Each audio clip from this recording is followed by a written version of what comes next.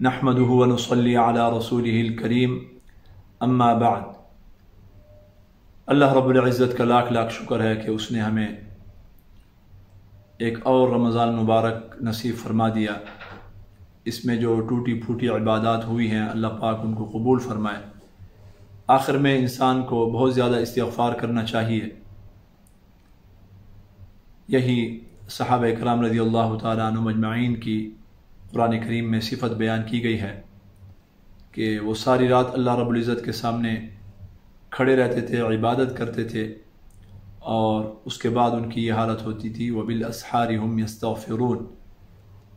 जब सहरी का टाइम होता तो वो इस्तिग़फ़ार कर रहे होते। इसी तरह नबी करीम सल्लल्लाहु अलैहि वसल्लम हर फ़र्ज़ नमाज के बाद जैसे सलाम फेरते तो 3 मरतबा इरशाद फरमाते अस्तग़फ़िरुल्लाह अस्तग़फ़िरुल्लाह अस्तग़फ़िरुल्लाह, और ये सुन्नत है, हर इंसान को इस तरह करना चाहिए। नबी करीम सल्लल्लाहु अलैहि वसल्लम अपनी इबादत के ऊपर इस्तिग़फ़ार फरमा रहे हैं। सहाबा इकराम रज़ियल्लाहु ताला अन्हुम अजमईन जैसी मुबारक हस्तियाँ अपनी इबादत के ऊपर इस्तिग़फ़ार फरमा रही हैं, तो हम और आप जो है ना, हमारा जो है ना क्या शुमार है ना। हमें तो अपने इस्तिग़फ़ार के ऊपर भी इस्तिग़फ़ार करना चाहिए।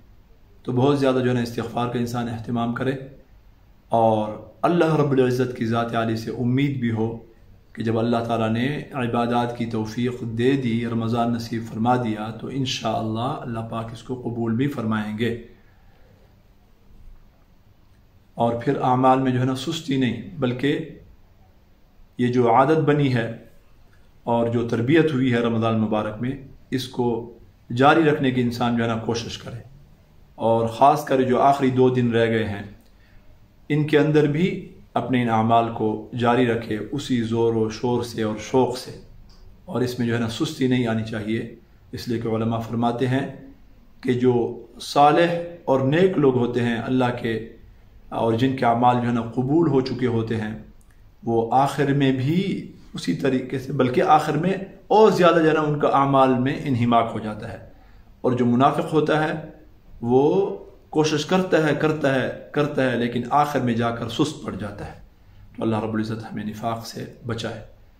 और इसके बाद जो है ना मरहला आता है सदक़ा फ़ितर का। हर इंसान सदक़ा फ़ितर ईद की नमाज की तरफ जाने से पहले जो है ना अदा कर दे, अपनी तरफ से भी और अपनी नाबालिग औलाद की तरफ से भी।